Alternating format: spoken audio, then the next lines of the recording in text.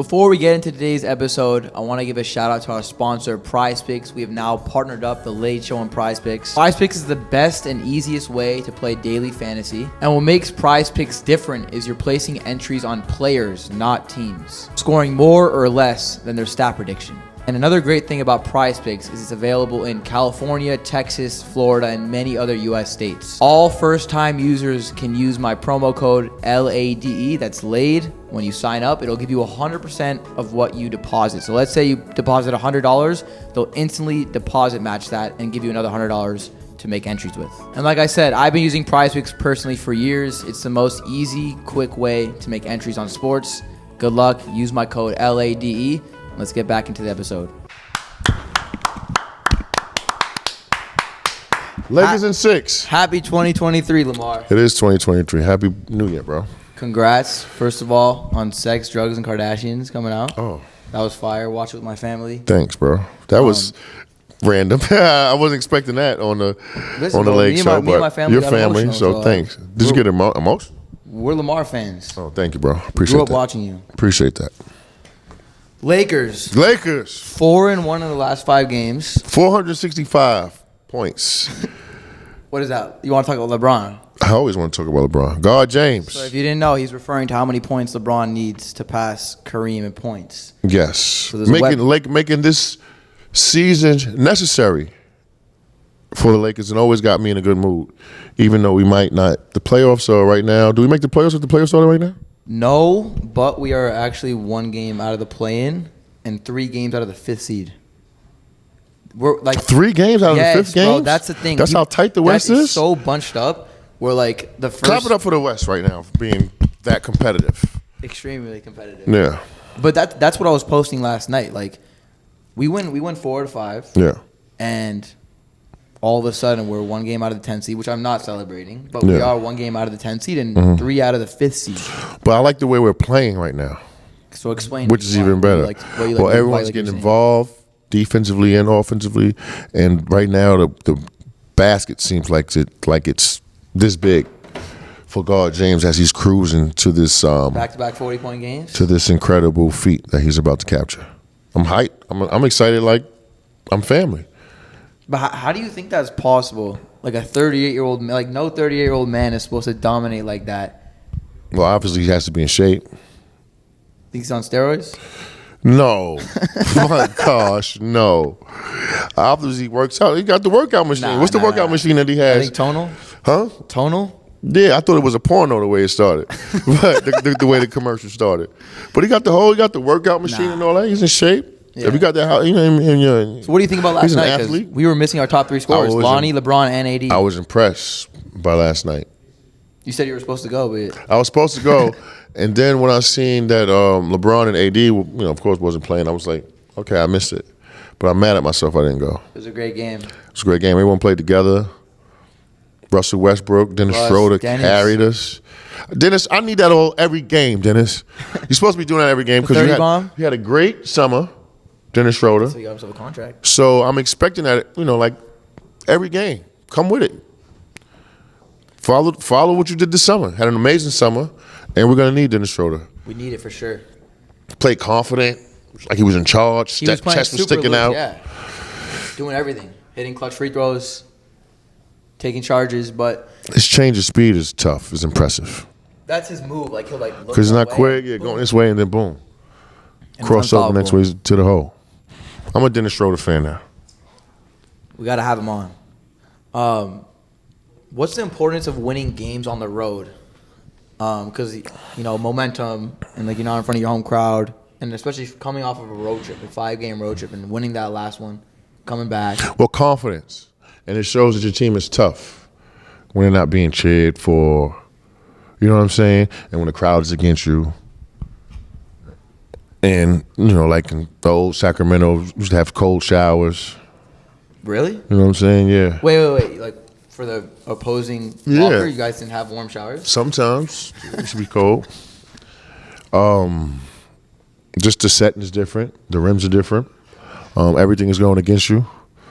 And it's just like nothing like kicking ass on the road. Did you guys look forward to it? Playing on the road, like big games, like Boston? The real competitors on your team did.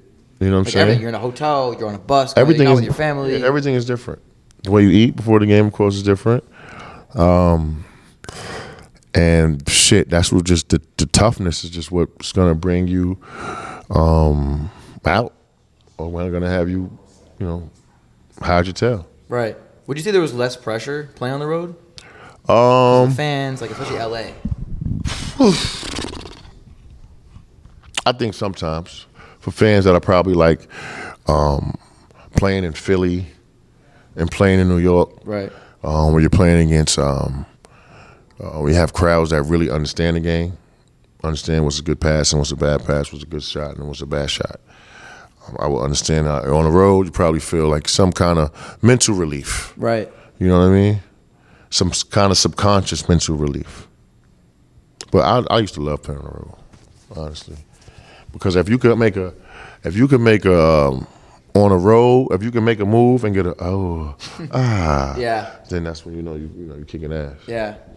And I was just in Orlando and Miami for the games, and that's when LeBron would dunk. Like LeBron had a crazy alley-oop from Austin Reeves, and everyone went nuts. Yeah. Magic fans included. But I seen that one that he had from Dennis Schroeder. Who were they playing against? That was in Charlotte. Yeah, that was in Charlotte. Yeah, that was impressive. This guy's 37 years old. He's 38. Getting more athletic. I think that was his birthday. I think the only thing that I don't know if there's a weakness to his game right now. Shoots it. Free throws from long range. He's on like 60%. Like I think he's like high 70s, something like that. But maybe his first step isn't the same.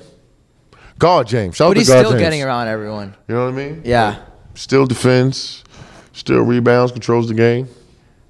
I probably know what you're gonna say, but do you think that he's a top 5 scorer in this league? Because we do have Luka, we have Tatum, we have Giannis, we have Embiid. Do you think he's a top 5 scorer?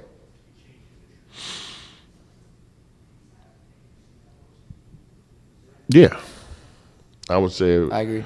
Yeah, if there's, I don't think there's 5 more players. If I needed one bucket from, then I would want them to have the ball more than him.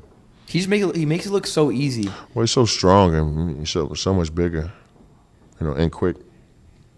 His IQ is what kills him. He's about to break the assist record as well. Whose? LeBron James. Break whose record? Who has the assist record? Isn't it Stockton? I think Magic, right? Well, he overtook Magic already. But for the assists? For assists, yeah. Shout out to guard James. But back to Schroeder. What do you think he needs to do to continue playing like that? Because he gets his minutes, and obviously it's different with LeBron and AD. But what do you think he needs to do? Just be aggressive. When he has the time, when he has to pick his spots on when to be aggressive. When LeBron and AD are off the ball, right? That's his time to go. Especially when I like him on the court with Russ at the same time. Russ was dancing last night. He was having fun. Yeah, he was dancing last night. And also Thomas Bryant. We definitely got to talk about him. He's been hooping ever since AD went out, grabbing boards, points.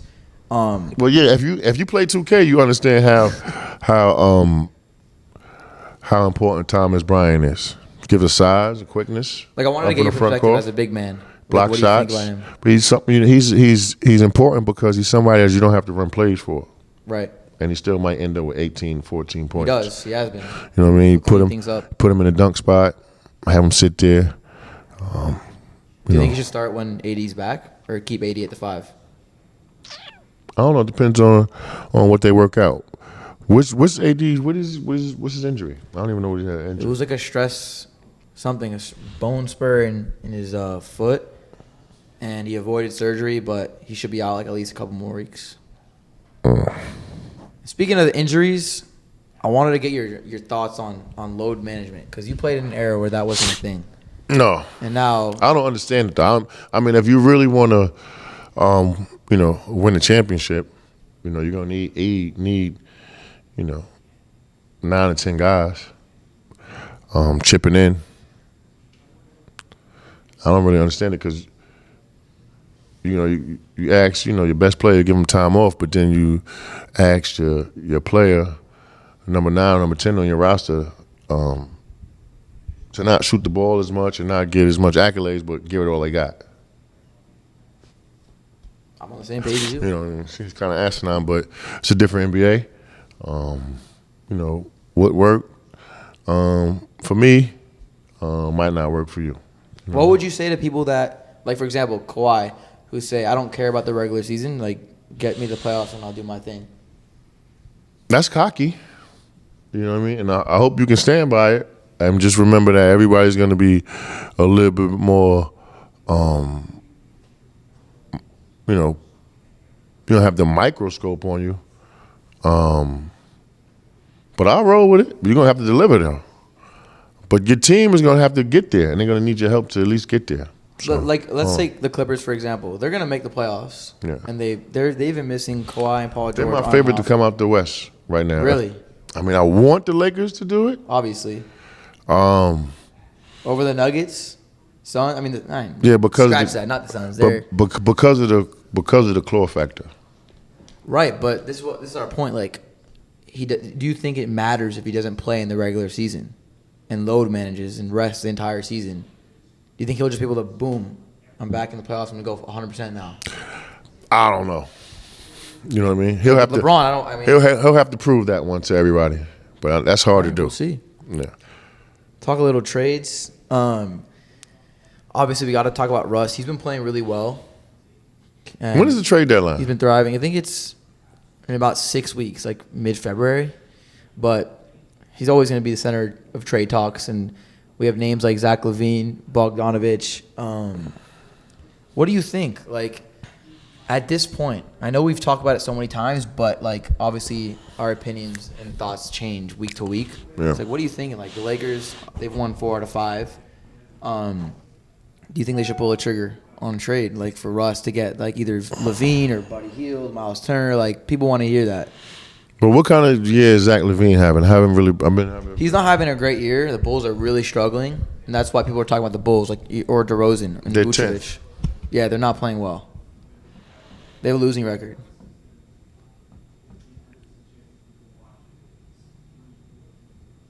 Well, the way DeMar DeRozan is playing, you know what I mean? Do you think he fits with LeBron and AD? Yeah, because he's a mid-range jump shooter. I don't think you have to start to play with him, and he could be a mid-range shooter. He's catch and pop from the mid-range. He's wet. And he's clutch. Like, we use him in late game. He's guaranteed. Yeah, he's tough in the late game, right? Yeah. Mid-range, he gets to a spot, raise up over you. So you don't think the Lakers should make a trade?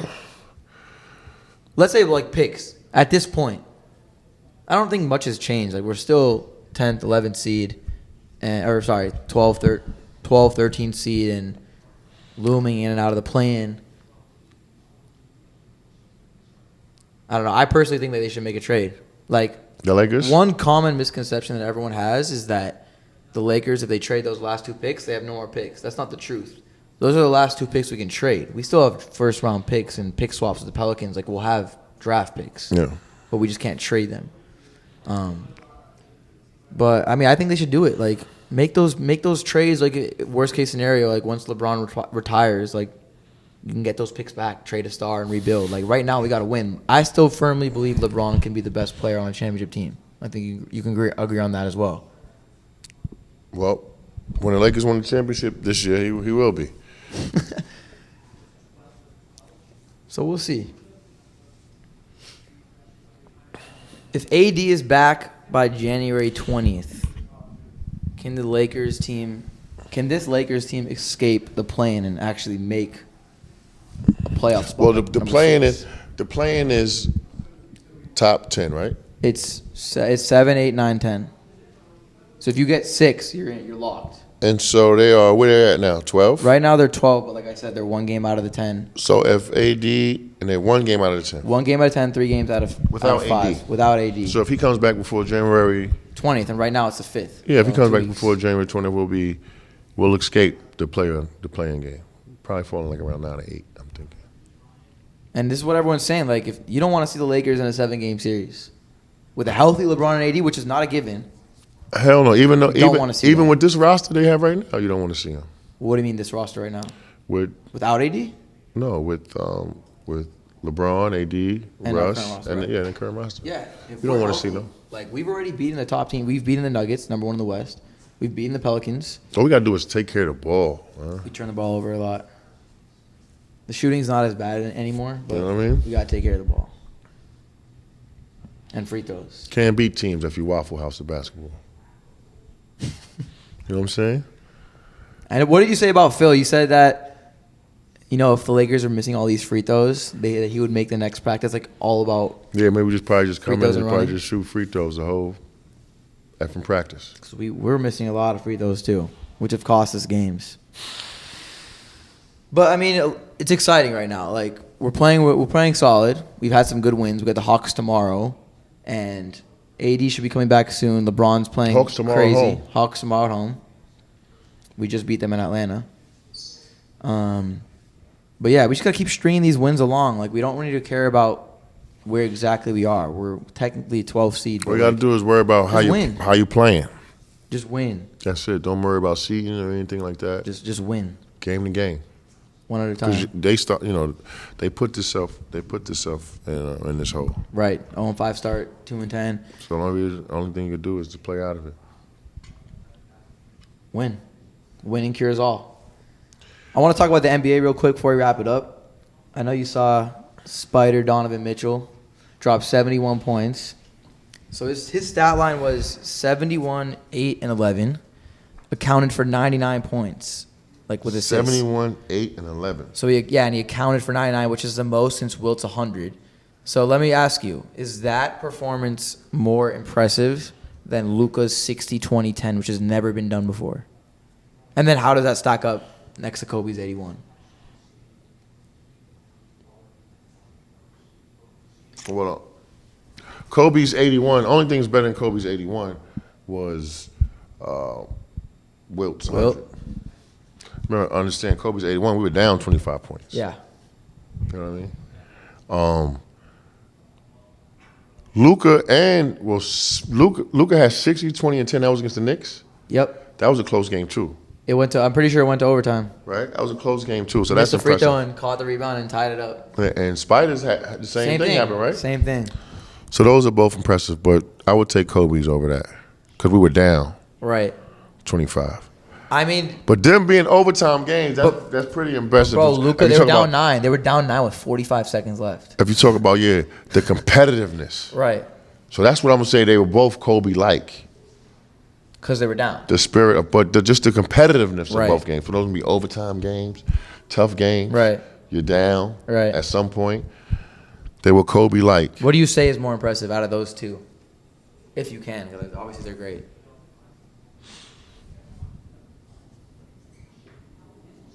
It's tough. Luka 60, 20, and 10. I would say the same. Because I'm a grit man.